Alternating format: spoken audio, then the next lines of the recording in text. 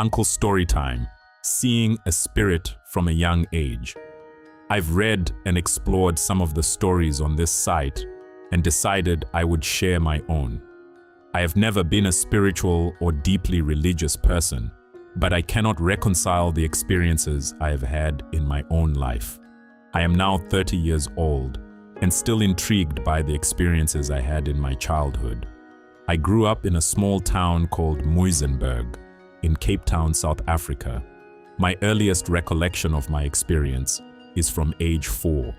I remember clearly something watching me in my first house, a now torn down building with broken floorboards. I was sleeping and awoke to being watched, a semi-transparent being that appeared to be smoke-like, with a grin full of teeth and intense eyes and a reddish hood. I still to this day do not know what the being was, but I know I was so terrified I would dare not look outside of my blankets at night because I couldn't move and I couldn't scream. We moved. Things were quiet for a while, but the being moved with us. I moved into a new room which was about 6 foot high with 2 windows. I was about 6 or 7 when I saw the being again, tapping at my window. I was fully awake and paralyzed with intense fear. My mother called me and I moved away. I came back and looked far down the hallway to my room, seeing the being gone. As I got older, I always felt something following me. I would hear typing like on an old typewriter, running, breathing in the ceiling, and the washing of dishes at odd times in the night. Of course, my parents didn't believe me. There were even more intense scenarios as time went on. I would see the being standing over my parents' bed, watching them, and they would be unaware of its presence as it disappeared like smoke running at an amazing pace. Things would at times appear damaged and broken, with my parents shrugging it off and blaming me. I would also have a constant reoccurring dream of it, watching me and lifting me out of bed and spinning me in a circle. The most vivid dream I ever had. I had it for 12 years straight. At one point, it threw me across the room in my sleep. It was incredibly powerful, but it didn't seem directly intent on attacking me physically. It's been suggested that this could be an earth spirit and was actually attempting to guide me in some way. My father was an alcoholic and an occultist, and everyone who visited would agree that our house had a thickness to it. My mother never believed me until one day after my grand's death. We were standing in a room and we both saw it. It ran past the curtains, laughing intensely. Unfortunately, my mother now denies the incident took place.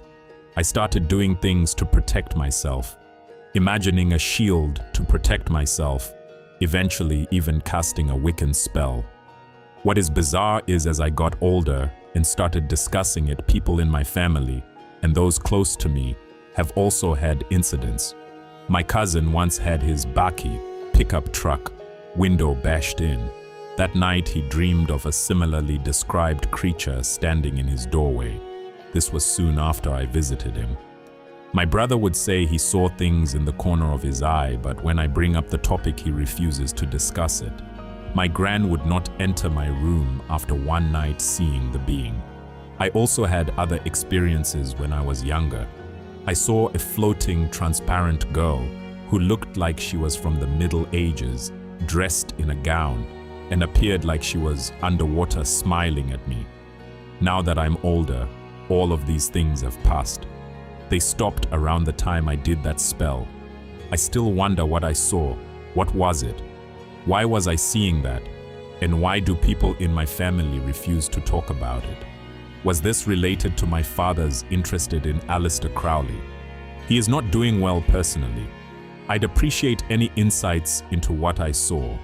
Some people would say shadow people, but to me there was so much more detail in what I saw. That grin and those eyes and that paralyzing fear. I still worry that I might see it again one day. Any insight would be appreciated. Note, just to make sure I was clear about what I was describing, this being almost didn't have a face, just eyes and a grin, and it almost looked gnomish. It was able to change its height. It was fast, and it was terrifying. Story 2. Silhouettes and Shivers. Surprise, surprise. We had only been at Nikki's home for a couple of hours when I had my first experience. All members of our little family were still present. But let me start at the beginning. Nikki, our eldest daughter, had once more asked me to baby/house sit for her. She and a longtime friend had planned to go on a sea cruise from Durban to the Portuguese island of Pomine in the Indian Ocean aboard the MSC Sinfonia. A friend/client managed to get her a fat discount on the trip. She deserved a break after the flurry of getting her adopted daughter, Shanae, our granddaughter, and her niece, clothed, strict uniform, and settled in her new high school. Ray, my husband, took me through on the morning of Saturday, 17th February. He had planned to put up a ceiling fan in Nikki's loft bedroom. The ladder available was too short, so his day's work was cancelled. We spent most of the day having lunch and chatting on the patio. After lunch, Nikki went upstairs to put drops in her eyes as she had an allergy which was affecting them. She lay on her bed, and I guess she fell asleep, although she says no. But who takes almost 3/4 of an hour to put drops in their eyes? I was sitting on the other side of the table, facing the open glass sliding door leading to the lounge and open-plan kitchen. Ray and Shanae were sitting opposite me with their backs to the interior. Movement inside caught my eye. As I watched, the silhouette of a person emerged from the passageway which led from the downstairs bedrooms and bathroom, moving towards the kitchen island.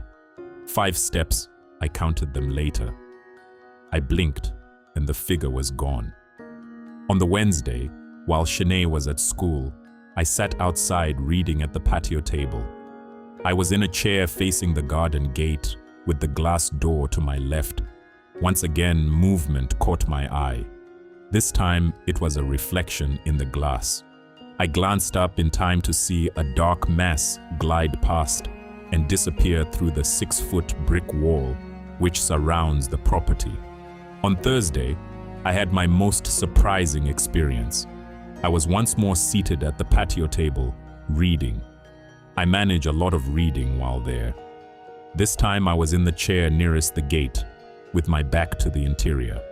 In front of me, and slightly to my left, are 3 quite large elephant ear plants growing along the wall. Colocasia, for those who require the botanical name. Suddenly, there was a sneeze from the direction of the plants. It sounded like one of the dogs. I peered around the chair which was obscuring a clear view of the ground at the base of the nearest plant, wondering which of the 2 dogs it was. No dogs in sight. At that moment, the nearest plant shivered. I didn't want to believe my eyes. The plants had been swaying in the breeze, but this was different. The other 2 plants were dead still, as there was a lull in the breeze. The 2 dogs were lying on the opposite side of the garden, enjoying the patch of sunlight which the shifting clouds had revealed. Both their heads were up, looking startled, in the direction of the elephant ear plants. On reflection, I wonder if Nikki has an elemental residing in her garden.